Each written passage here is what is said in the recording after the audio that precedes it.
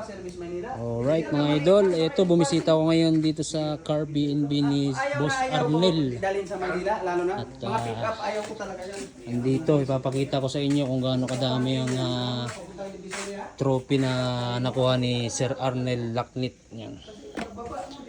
Sa mga mahilig mag-motocross, alam ko kilala niyo siya. Yan. Yan yung ginagamit niya na pang motocross.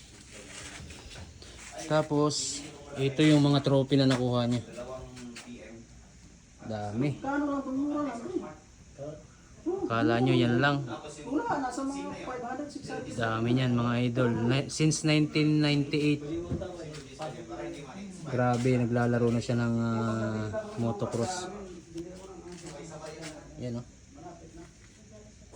Lahat ng yan, lahat ng nakikita nyo na yan. Sa kanya lahat yan. Yan o. Grabe trophy ni Sir Arnel.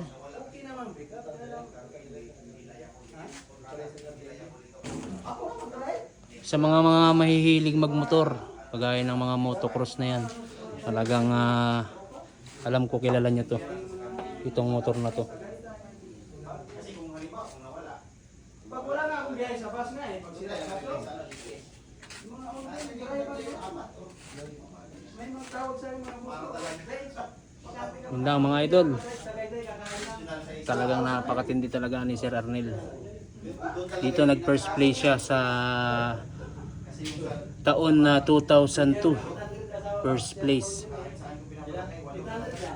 Tapos nag-champion siya dito sa ano na to, National Motocross Competition diyan sa may Coronadal.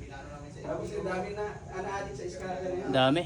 Basta ang dami niyang ano, napakalupit. Yan sa Tambongon, sa Cebu. First din siya. Yan o. Grabe, dami. Ito may isa pa dito yung napakalupit pa. Lahat ng grupo ng Grabe, yung ibang mga trophy niya talagang lumang-luma na.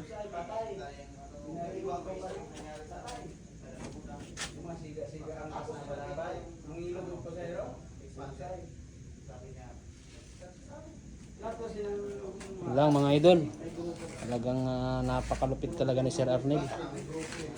Pero ngayon bihira na daw siyang maglaro. Ang ginagawa na lang niya ngayon is mag business na lang. Lang. Thank you mga idol sa panonood.